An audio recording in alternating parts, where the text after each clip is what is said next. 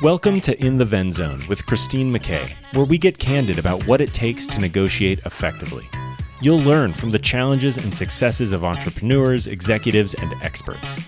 We help you change the nature of your negotiations and get more from every deal you do.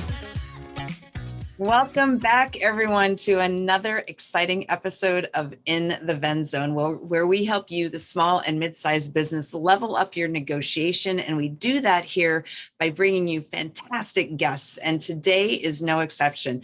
I'm always so excited to bring my guests on. And today, yes, I'm still very excited to bring my guests on. Mitch Russo is, wow, just a dynamite guy. And he's a powerhouse businessman, and he started a software company years ago in his garage, in fact, and he sold it for 8 figures. Then he went on to work with Tony Robbins and Chet Holmes and built a $25 million plus business with them. He's been nominated twice for Inc. magazine Entrepreneur of the Year, and he really loves helping companies scale rapidly. He's the author of 2 books, The Invisible Organization, and his second is Power Tribes, How Certification Can Explode Your Business. And both of those copies have sold thousands of copies. And he's got a new project that he's been working on that I'm really excited to talk to him a little bit more about, which is really focused on helping coaches. And he has a new coach management system called Client Folio. So Mitch, thank you for being here. I am so excited after I gotten to hear you on Bill Walsh's stage the other week. And so very honored to have you. Thank you. Thank you, Christine. I'm thrilled to address many of the things that your audience cares about. Very good. Thank you. So first, start by filling in the blanks. That is quite an amazing career. Congratulations on all that success. Phenomenal. Tell us, kind of fill in the blanks for us. Well, I mean, anybody listening to that intro would think it was a straight line of some sort. I was born and then I started a company with Tony Robbins a few years later. Listen, I mean, none of us ever make it from one place to another in a straight line. And I'm not attesting to my driving skills, although that's an issue as well. I'm more talking about life. And so, I started life and I was a smaller boy than the others. I was a bit overweight at the time, and girls didn't pay attention to me. So what I decided to do in a very, I would call it a method-based strategy to pick up girls was to start a band, learn how to play the guitar, start a band. And so I did that. And I started a band, and all of a sudden now I can meet girls. But something interesting along the way happened. I learned a lot about how business works, because when you start a band, you have to promote your band. So I learned about PR. When you start a band, you also have to learn how to charge. So I started charging $50 per performance. Later, as time went on, I learned all about price testing. And I figured that using price testing, I was able to get the price of our engagements up to $500 a night. Oh, wow. Now, let me remind you, this is 1970 that I did this. So $500 in 1970 was like about $5 billion in today's dollars. So we were pretty happy about that. The other things I learned is how to manage the group. So management skills became a very big part of it. Discipline became a very big part of it, because look, we all like to smoke pot as kids. I mean, I'm not going to hide it. It's part of life. But I had to create a rule that said no getting high during band practice, and certainly never at a gig. Yep. Well, I mean, the guys didn't want to listen. So we had a normal band practice, and I turned on the tape recorder, and everyone thought, oh man, that was so great. Wow, we had so much fun. They said, okay, guys, well, let's tune in here and see what it sounds like. And we rewound the tape, played it, and it sounded like crap. And I said, okay, now you see what I mean? And that was the end. Everyone agreed. Yeah, Mitch, all right. So I learned all about setting the tone, setting discipline. And then finally, what I learned a lot about was, when at the end of every gig, I would bring a clipboard and a pencil with me. So I'd ask the moms who hired us, typically we played a lot of Sweet 16s, if they could write a small sentence or two about how we did that night. and we would get these testimonials. So I learned all about how to capture and collect testimonials and when and how to use them. So all of this came from needing simply a way to meet girls in school. So again, you find your path later in life. Now there's a dark side to this path. And I've been telling this story now for a while. The dark side to this path is that I became involved in narcotics. And so at the age of 16, I was a full-on heroin addict.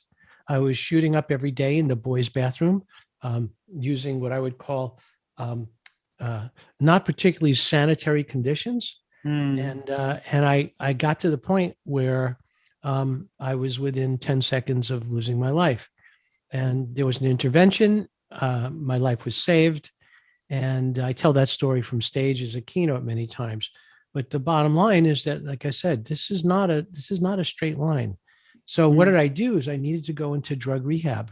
I needed to take a break from life and figure out who I really was. And did I want to be a dead junkie, or did I want to be a alive, thriving adult? Right. And so that brought me to the point where, after dropping out of high school, going in for rehab, coming out strong and healthy and cleared of all emotional trauma, in a crazy family environment that we all have. Yep. I started life. And that's really, for me, when life began.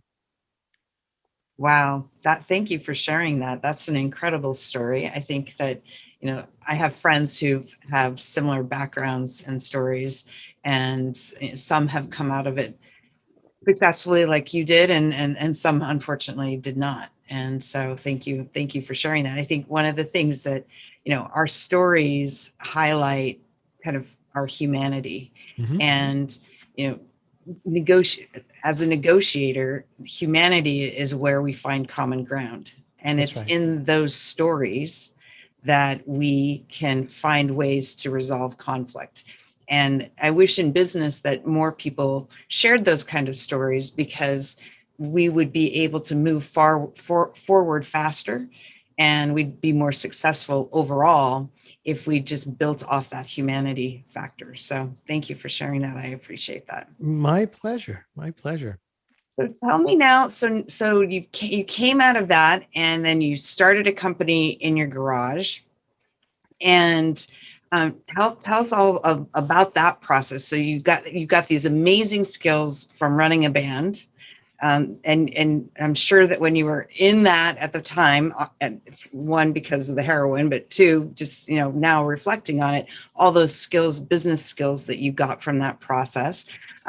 Tell us then, what led you to start a software company in your garage?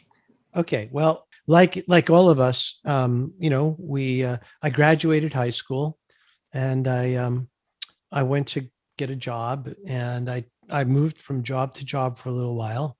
And I did not like what I was doing, but I found that there was something about this whole thing of control that it was going to be a problem for me. And I knew this from my nature. I knew this from growing up.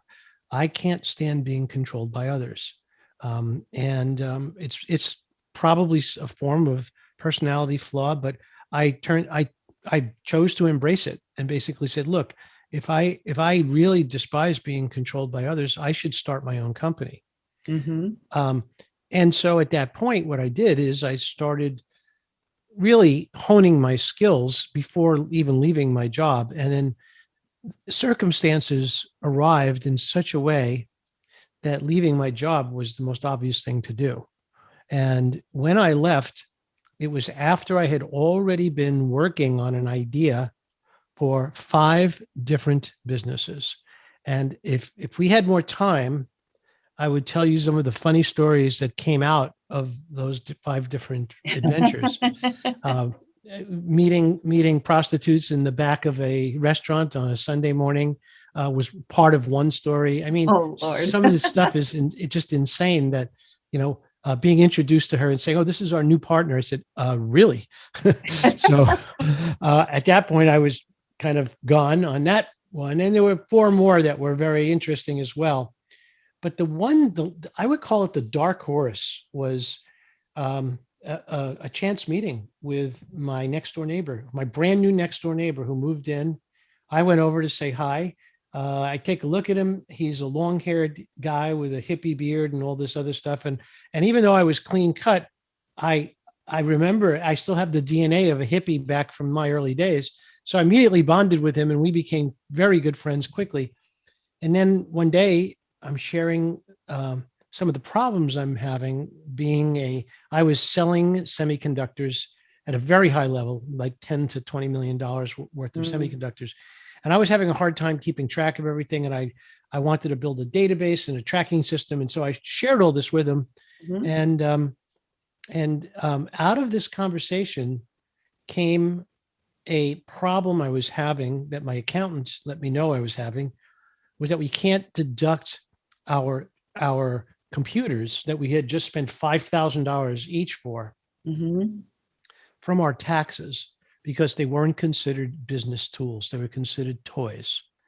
And so, but if you are willing to keep records of its usage, contemporaneous record keeping of its usage, then you could. So I thought, perfect. I'll just find a software program that I could run that does that. And there wasn't any. Right. So now I figured to myself, I'm not the only person who has a computer and uses it for business. So I did just a tiny bit of research, not enough, of course. And I decided at that point, I told my partner, Neil, about it. He thought it was a great idea, counted on me for having, done the research. And I was upfront. I told him, I said, look, I don't know this any better than you do, but here's the bottom line. I think we could sell a bunch of these. So in a matter of a few days, he designed the basic interface. And it was just at the time when the industry was crashing, the semiconductor industry was crashing, that I decided, Neil decided, that we would quit our jobs. And because we had this new idea, this new program. And so here we are. It's Monday morning. We've quit our jobs. We're sitting in the garage, and we're basically talking about how to market this new program called Tax Kick, which is how we figured it out anyway. And that same day, a call comes in from my accountant. He says, Mitch, I got some bad news for you. I said, what's that? He goes, the IRS has relaxed their rulings on record keeping. I'm sorry, but you don't really have a product that has a need anymore. And I go, oh, now what do we do? We just burned the boats. We quit our jobs. What do we do? So after, thrashing about, screaming in anger and all this other stuff, we settled down and said, okay, where else can we use this? And then we started figuring out where else time tracking systems could be used. And we came up with a host of ideas, but we settled in on time tracking and billing. And so that's what we did. We then went deep for 3 months into research. I was able to find other time billing systems, particularly for lawyers. And we dissected them and figured out what they were doing to serve their clients. And we built a system based on our technology with learning from other products out there already. And again, short story there is, we were just he and I, and we were on our own. We had no expenses. So we would sell 4, 5, or 6 copies a week at $99. And we could survive. We could live as long as we had to. Right. And then because of a lot of hard work, and again, it's really hard to go into all the stories. I'd love to tell them all. But the bottom line is that, I had gone out to Comdex, which was a tech show many years ago. And I had spent 10 days walking the floor, giving out software and trying to make connections. As far as I was concerned, I was an optimist. I said, well, nothing yet, because I came home with virtually nothing. But then the phone rang 3 months later, and they said, we're doing a fact check. Are you Mitch Russo? Are you the president of Timeslips Corporation? And I said, yes. They said, okay. And this phone number is accurate? And I said, yes. They said, okay. Wait, before you go, who are you doing a fact check for? He goes, well, there's a publication called InfoWorld that's going to be reviewing your software. Oh, wow. Well, InfoWorld was at the time the premier technology journal when it came to software reviews. And even a mediocre review in InfoWorld of your product, you might as well just shut the doors. It's like damning with faint praise. It's over. You'll never sell another copy. So we were now nervous. And now Neil and my partners go, oh my God, they don't have the latest version. How do we get them the latest version? I said, Neil, there's nothing we can do. I said, ugh. Well, now another month goes by and it's about 6 o'clock in the morning and I'm sleeping above in the house. And all of a sudden I hear 6 telephones all ringing at the same time. Because we had installed, with this big idea that we were going to be getting a lot of phone calls, we installed a system of 6 actual telephones with rollover. So all of a sudden, phone bank, they're all ringing at the same time. So I run downstairs in underwear in the garage and I'm sitting there. Hello, Timeslips Corporation, can I help you? And I'm writing orders for the software, one after the other, until finally I get one breath and I say, could you tell me what you heard this about? He goes, oh, you didn't see your review in InfoWorld? I said, no, we didn't get our copy yet. He goes, oh my God, man, you blew it away. You got a 9.3. That's the highest InfoWorld's ever rated software. Wow. Well, we went from selling 6 a week to 600 a week overnight, like within a week. That's amazing. And that was the key element that kickstarted the business. And the reason we were able to do that was because we failed first. We reformulated our plan. We pivoted. We didn't quit. And so the fail word is the bad word here. I should have said that we paused in our process of marketing the software until we figured out who we really should market it to and how. And then 3 months later, we came back and we had it right. Now, there's a lot of luck here. Sure, there's a lot of hard work, but look, there's a lot of luck here. I mean, we hit the market at the right time with the right product. The conditions were right. The hardware environment was right. I mean, we were very lucky, and I never forget that. There's, I do live a blessed life, and I appreciate that. And this is an example of one of those blessings. So again, I'll fast forward. We grew the company. It was getting bigger and bigger and bigger. We kept having to move into bigger and bigger space. And then finally, we decided that it was time to sell the company. And it was a very hard decision to make, but the company becomes so valuable and the float of what we were needing to provide in terms of cash every week was really getting beyond our personal abilities to handle that. I mean, we would sell an upgrade and $2 million in cash would come flooding into the bank in 6 or 8 weeks. But in between upgrades, we had to beef up our infrastructure because now we had more customers. Now we had more support needs. Right. So we were, basically going to the bank for lines of credit. And we were getting them, but they went from $2,000 when we first started to over $1 million line of credit by the time we ended.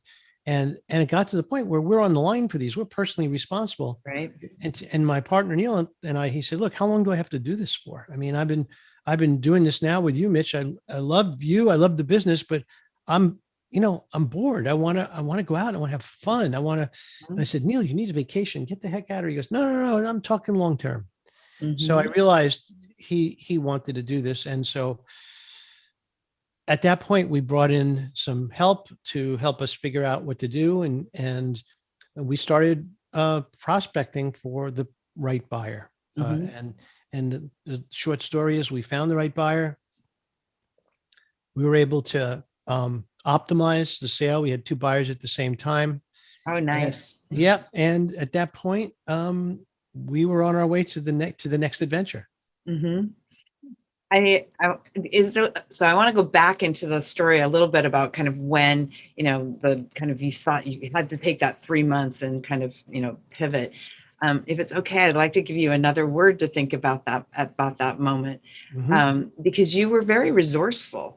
And, and yes, my dog sits in here with me. So he periodically pops up on my lap. But you were just very resourceful. I mean, it says a lot to be able to, to have your accountant call you and say, well, that business you had is kind of all dried up, and to then pause. And instead of having a, panic, even if you did have a momentary panic, but still you got resourceful to say, what else could we be doing? Where else could we be doing it? Who else could be using this product? And do we need to do to meet that market need?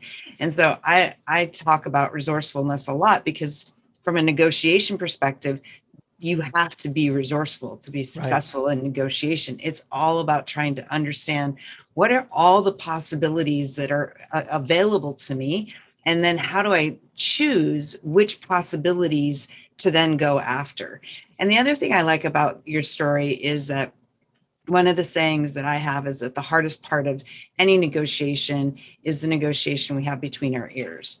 And so so that also goes to, I mean, I can just imagine you and your partner kind of really negotiating a lot between your ears, and kind of those on a day-to-day basis, but overall kind of, and where do you go? And even all the way to the end of that story, there's a point, where it's like, I don't want to keep playing in this. I don't want to keep negotiating this way with myself all the time, right? I want something different, and then being able to make that change. What were some of the lessons that you learned in the process of selling the company from a negotiation perspective that you think that listeners and small business owners should know when they're thinking about selling their organization? Well, we were following what I thought of were best business practices. Every year we would, we had a CFO. And so the CFO would tell us what our potential tax burden was. Mm-hmm. And we would quickly spend all that money on marketing so that we wouldn't have to pay taxes, because we'd rather spend it on the company than give it to the government. Well, that, of course, on the surface makes sense. Mm-hmm. But when you're going to sell a company, people don't want to buy non-profitable companies. So one guy came to us. He did a full examination of the company, spent 2 days doing. He said, "Look, I love your business, but I can't buy a company that's not profitable." I said, "Well, I showed you how, with a few small tweaks, we could be profitable." He goes, "Well, then do those tweaks. Come back to me in a year or two when you have." Mm-hmm. And that was really a very important lesson I had to learn. Mm-hmm. Paying taxes is part of being in business. And yet at the same time, there's still a balance. I mean, there was years, over 2.5 years, where we didn't pay ourselves because we wanted to funnel all of whatever we might have paid ourselves back into marketing and into growing the business. So if you're broke, don't start a company. If you don't have a way of supporting yourself outside of your business, don't start a company. Now, that may mean to some people that I don't start a company, but it also may mean maybe I should be a little bit more prepared before I do.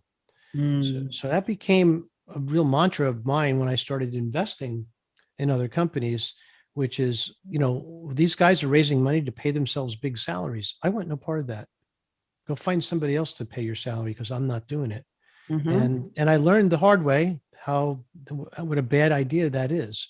So, if people are prepared to do yeoman's work, to do the hard stuff, the beginning stuff, mm-hmm. and struggle, even if it means struggling personally, even if it means selling your house and moving into a small apartment, or moving back with, you or your spouse's parents, that to me is an indicator that you will likely be successful if you, as you say, negotiate between your ears and mm-hmm. keep telling yourself that this is the path that you're supposed to be on. I want to tell you one quick negotiation between my ears.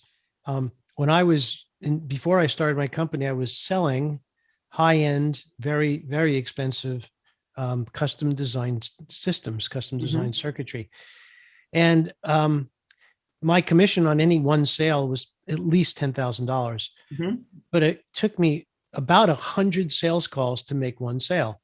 So I would be depressed for 99 sales call and elated on the 100th sale, until having coffee with another terrific sales guy, he said to me, goes, "Yeah, you're looking at it all wrong." I said, "What do you mean?" He goes, "Look, you're being paid $100 every single time you make a sales call. There's no difference between the one you close and the one you don't. So if you take that attitude, it's going to change how you feel about selling." Mm-hmm. And I said, "Wow, that's a smart guy. I'm going to try that." And it was literally a shift in perspective that actually made me even more successful. Mm-hmm. So But the story that I told you has one element in it that I need to share. So as I was building TimeSlips Corporation, there was a guy named Chet Holmes who was pursuing me to try and sell me advertising. Well, Chet was a pain in the butt. His pig-headed discipline was leaking out all over the place, and I didn't like it. I didn't like being pushed and pushed and pushed. But I eventually did buy from him, and it turned out to be one of the greatest decisions I had made about growing the company. And because of that, we became best friends. And he basically would come to Massachusetts at the time and take me to dinner, and I would fly to Los Angeles where he was and hang out. And later in life, after I sold the company, after I was off trading options in my own little cave, enjoying that, he called me up and said, "Hey, let's talk about working together again. I want you to help me run my company." And then I, again, long story, but the short answer here is I did. And 6 months later, we're negotiating with Tony Robbins. And next thing I know, we're building a company with Tony, Chet, and I called Business Breakthroughs International. And frankly, that was the opportunity that I would have never dreamed would happen, just from helping a friend who wanted a little assistance. So you never really know. I mean, listen, opportunities come up all the time. It's how willing are you to recognize an opportunity when it shows up? Absolutely. But then we got to the point where, we had to negotiate with Tony in order to get a deal that would provide us with what we needed and still making him feel as if he was, all in. And that was a long negotiation that took months of meeting almost every Thursday night to talk about this. What about it made it so long and kind of I'll put the word, it's the kind of tedious or arduous. What drove that? Well, Tony is playing with a 500-pound deck, and we have only cards. So we have good cards. Don't get me wrong, but he's really the master at this stuff. So he wanted a lot, and we were unable to, really give him everything he wanted. And we were like banging heads at this point before we could figure out how to find a common ground or a medium that we would both agree with.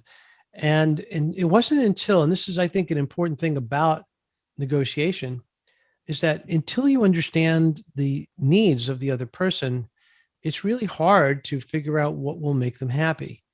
So what Tony needed and what Chet and I needed were completely different. Yep. Tony really is all about building and growing his audience, having an impact on more people. And, and Chet and I were thinking, hey, let's just make a lot of money here. Let's build a great company and find a way to sell it and make another fortune for Chet and I. So our perspectives were different and our objectives were different.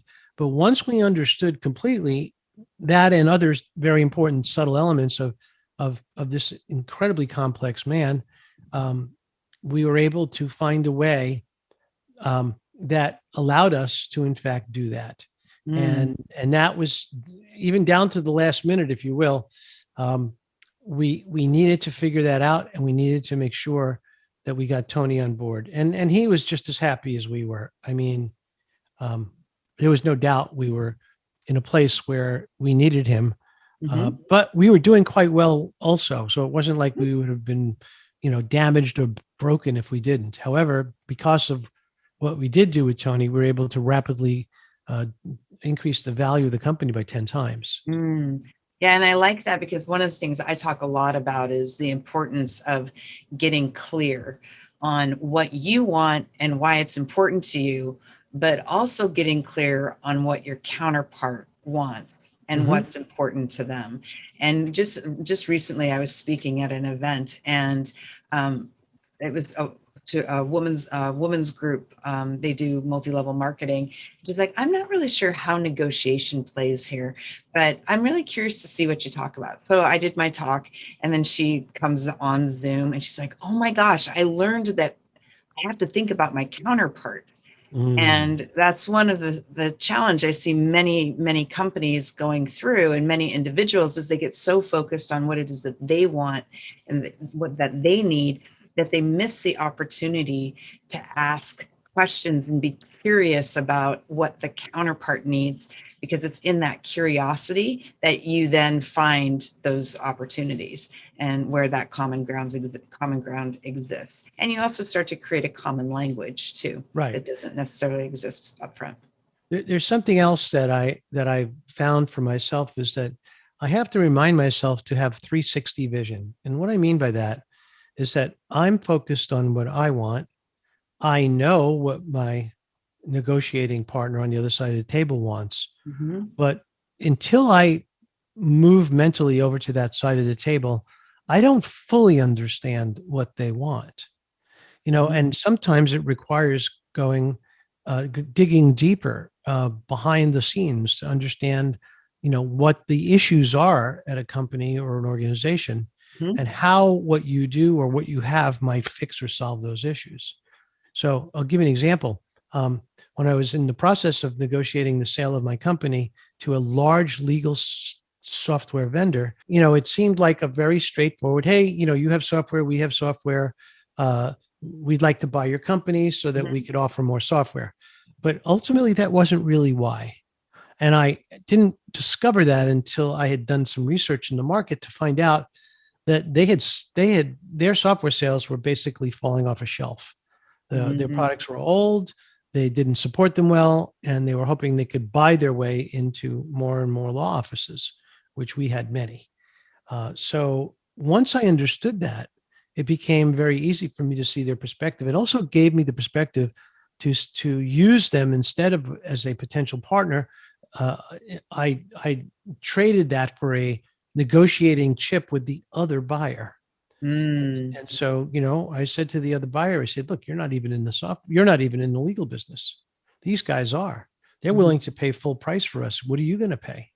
And so that's kind of how knowing, or having what I call 360 vision, knowing what is impacting your negotiation partner, helps build the confidence to create a deal structure that benefits both of you. Absolutely. Absolutely. And I talk about that a lot, is the importance of research. Really, I tell a story about how I bought 2 cars for the price of one plus $5,000. And part of how I was able to do that was I researched. I knew the product. I knew who the market was. I knew who the competitors were. I knew how the dealer made money. I knew or I had an estimate of what the cars were costing them to sit on the lot. I mean, I just did a lot of research to determine whether it was reasonable for me to believe that a dealer could sell me 2 cars for the price of one. And I determined, based on research and analysis, that yes, it was reasonable given the model we were buying and when we were doing it. It was reasonable. And so when we get there, I discovered that my estimates for holding costs were wrong. So we increased the offer to cover to offset the number, because I wasn't trying to, screw them or anything. I was just like trying to, it was a good deal for them and it was a good deal for us too. But you can't get to those points if you don't invest in research and analysis to study what the possibilities are. So I love that. Well said and well described. I really like how you think about this. That gets us to another topic here, which I want to touch on today. As I evolved myself, people noticed and wanted to work with me and wanted me to be their coach. So I didn't know what to charge. So I reflected on my old rock and roll days and said, well, I'll start with, first let's get some results. I'll charge, $150 an hour, which, and the money wasn't really that meaningful to me, but I just needed to understand that, what is it that I'm worth? And so I started very low. I got some great results and I kept getting good results, and I would raise my price gradually. And the reason I would do this is because, my thinking was, if I'm not providing 5 to 10 times the value I'm charging for, then it's not worth the money and I wouldn't advise my client to hire me. Mhm. So for me, I've tried to find a happy medium. Now, I haven't actually raised my prices again in quite a while because number one, I like who I work with, Mm. and I believe that if I raised my prices too far, I would attract a higher end client, which is nothing wrong with, but I like helping entrepreneurs, and Mm. that lower price point helps me reach more entrepreneurs. But Mm. but a while ago, I started coaching other coaches, and one of the things that we all had in common was this mess of admin we had to do. Mhm. And so I'll give you an example. I get on the phone with a client, and I'm very, very, intent on understanding their situation, and I'm listening carefully, and I'm taking notes. At that point, I'm providing immediate feedback, and then we put together sort of a game plan for this session, and then for what they will be doing in between sessions. Mhm. Well, I'm using a spreadsheet to keep track of their goals and metrics. I'm using Evernote to keep track of notes. I'm using browsers, one for my calendar program, one for my email program. I'm using mind mapping software because that's how I think and that's how I plot things out. And then on top of that, I have another window open for Zoom. So I'm now across in front of me, I have two screens that used to be mounted on walls. That's how big they are to cover all the applications I had to have open in order to run a single coaching session. Then, after the session was over, I had to pull from each of those different applications and create this homework email. Mm. Now, the good news is that it took me 45 minutes to do that, but it was a very well formatted message email, and it provided my client with everything they needed. The bad news is next week I not only had to do it again, but I had to go and figure out all the things I did last week for this particular client. Well, I had had enough. I decided to buy some professional coaching management software. Mm. And it was, I feel like I'm a pretty bright guy, but I couldn't learn it. It was all so complex. There was so much of it was just so many details. And oh my God, and the burden of all these texts and emails going to clients and coming back to me, and all the things that would pile in that I didn't need. Mhm. I finally got to the point and said, you know what? I'm going to write my own. Mm. I have a team of programmers in different parts of the world, and I chose my team and I said, okay, guys, this is what we're doing. And I did my market research. We did an interface design. We did a feature set and a spec, and we engaged in this process. It's 18 months ago. Well, this week I'm releasing this product, and it's called Client Folio. And I'm very, very proud of it because I've been using it and I love it. My admin time takes 5 to 10 minutes now. And everybody who tries it says the same thing. Wow, that was easy. 10 minutes to learn the whole program and use it over and over and over again. So, from my perspective, I needed a tool that I couldn't find. So it reminds me of the time slip story. Yeah. I I just basically did the same thing again. I love that. I love that you're working with coaches. And before we hit record, we were talking about how a lot of times coaches will say to me, I don't negotiate. And I'm really curious as to your reaction on that, because the work that you're doing with Client Folio and I'm not a coach, but I imagine all the things that you're going through. I mean, I have coaches, so I know what they're going through and what they're doing with me. And there's a constant negotiation, and keeping track of it is a big deal, because in any negotiation, the process actually really matters a lot. And so tell me a little bit about what your thoughts and reactions are to a coach that says, I don't negotiate. Well, I mean, there's two reactions that I have to that. I think it's perfectly normal and it's actually healthy to Mm-hmm. say that, because if a coach doesn't have the self-esteem to ask for what he's worth, then he probably shouldn't be a coach.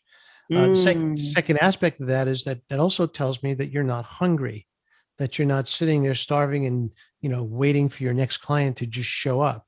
Mm. And I've had that happen to me. I had someone ask me, if I would give them a discount on my fees. I said, nope, I don't discount my fees, and you shouldn't either. Mm-hmm. And they said, yep, I understand. They paid full price. Mm-hmm. And once again, it's not like I'm being, I'm being arrogant about it. I just know what my work is worth. Mm-hmm. So, which is a form of negotiation. The negotiation is basically that if you want to go and find cheaper help, you should go somewhere else because you're paying for something very valuable here. And I don't discount. It's like trying to buy, and I'm not trying to say I'm gold, but it's like trying to buy gold for under spot price.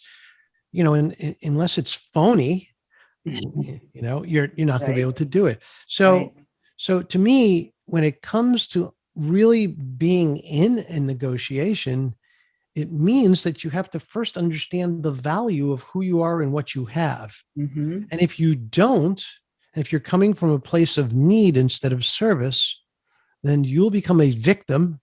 And at that point, if you accept a lower amount, your new client should fire you. Mm-hmm. I love that. And one of the things that I like too about Client Folio as a product is it actually helps the coach. Because if you take that time, that 45 minutes at the end of a session and the additional time before the next session, right, you're able to actually do more coaching. You're actually able to help more people and increase your revenue and improve your profitability as a result because of Client Folio as a product, which I think is fantastic. And that should be informing additional value to a certain extent for the coach. You're absolutely right. But the other thing I decided to put into Client Folio are some of the lifelong tools I've used to create success in my life. And again, a lot of coaching programs, in fact, I don't think any of them have what I've built in, and they're very simple. In fact, they're concepts you're already familiar with. It's something that you probably already have in your life. One of them is accountability. So, either you have an accountability partner or you would like to. That's how I look at it. Mm-hmm. And a good accountability partner is simply there to hold you to your word. It's that simple. Last week, you said you would do this. Did you do that? No. Okay. Well, will you do it by next week? And there's no punishment or penalty for not, but I'm holding you because next week, I'm going to ask you the same question. Yeah. So accountability for me is a key element of being a good coach. Another key element is knowing what you are being accountable for. So what I do with every client is we together come up with a series of statistics that we want to track every week. So like for one client, it would be sales, revenue, profits, number of new clients, number of unsubscribes from their mailing list, and number of new subscribes or whatever they might call it. We could have up to 6 in Client Folio. But here's the interesting thing. Every week when I send out their client report, we graph all of their stats onto their report every single week. That's awesome. Now they can see all of their stats on every client report that they get. And we give it to them in an email and the option to print out a PDF so they could print it out and literally put it right next to their computer as they're working. So for me, these are the simplest tools I can think of that will create the most value for the most number of people. Mm-hmm. Oh, wow. I love that. I'm going to be sending the link to my coach. Exactly. I love the ability to visually see and track versus just seeing the numbers. So I think it sounds, I spent some time up on the website and it just looks like an incredible program. So for everybody who's listening, if you are a coach or if you know of a coach or you use a coach, I think this product is really fantastic. And I just hats off to you, Mitch, and to the entire team for what you've done to create it, because I think there's a definite need for it in the market. So thank you for doing that. I appreciate that. So how can we're about out of time. How can people find you? Well, again, we already gave out the URL. It's Client Folio with a .io at the end for the software. But anybody who'd like to connect with me directly can go to mitchrusso.com. Perfect. And I think you have a 14-day trial for anyone who wants to try Client Folio. With no credit card. How's that? That's pretty awesome.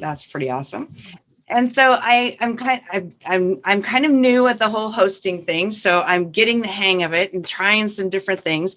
So what is your favorite book that you've recently read? Well, this is this is sort of an interesting question because it's not really a business book. It's a book of, it's a love story and it's a philosophy. Ooh, I love And, this.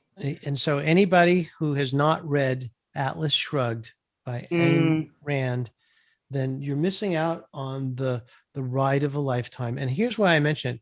I reread this every few years mm, because the values in the book, not all of them, but many of them are the same values that I hold dear.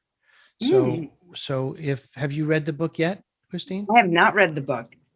Well, after this interview, I hope you get a chance to do I so. will. It's a big book. It's a lot of words, but here's the thing. This woman has found a way to write in such a captivating manner. She has the most beautiful use of the English language I've ever known Mm, before. mhm, And it's really a story in some ways it goes back into her own life about life in the Soviet Union and coming to America and seeing America turn into the Soviet Union philosophically 80 or 70 years ago. This was mm. happening and she saw this. That's why when you read this book today, it's like it was just written. Wow. Okay. My husband keeps wanting me to watch the movie, and I'm not a huge movie person, so I'll read the book instead. So I will go get that when I get off when we finish the call, because I am always looking for new books. I just finished Prisoners of Geography by I think it's Timothy Marshall. And I love geopolitics. So it's a really interesting story of why things are the way they are in the world. And it taught me that not everything is negotiable. So some people say, everything is negotiable, but mountains, rivers, oceans, and waterfalls are not negotiable. They're navigable, but they're not negotiable. Right. So that's a book that I just recently read. So I know you're in Florida, yes? Mhm. So you guys are far more open than we are here in California, but I've also been asking people, where do you want to travel outside the United States once this pandemic is kind of in the rearview mirror, which looks to be soon?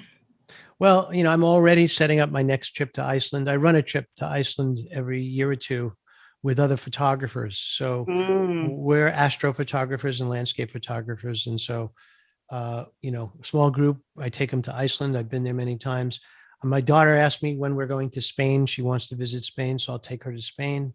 I have several trips already planned in the United States for photography. And then hopefully in 2022 or late 2021, I'll be going to Scotland as well. wow, that's awesome. I love the international travel. Me too. Well, thank you so much, Mitch. It has been awesome to have you here. Thank you. Thank you. And to all of our listeners, so honored that you have chosen to spend your most valuable resource with us today, which is your time. So thank you very much. Check us out at vennegotiation.com. We are getting, my first book is getting ready to come out. It should be out in the next month or two. And it's with the editor. It's called Why Not Ask? A Conversation About Getting More. So look for that coming soon. Until next time, have a great day. And remember, negotiation is nothing more than a conversation about a relationship. And you cannot win a relationship. Have a great day and happy negotiating. Thanks, everyone. Thank you for joining us for this episode of In the Venn Zone with Christine McKay. We invite you to visit our website at www.venn.zone to access the show notes and other helpful resources. Empower the negotiator in you and successfully level the playing field. Join us again next time here on In the Venn Zone.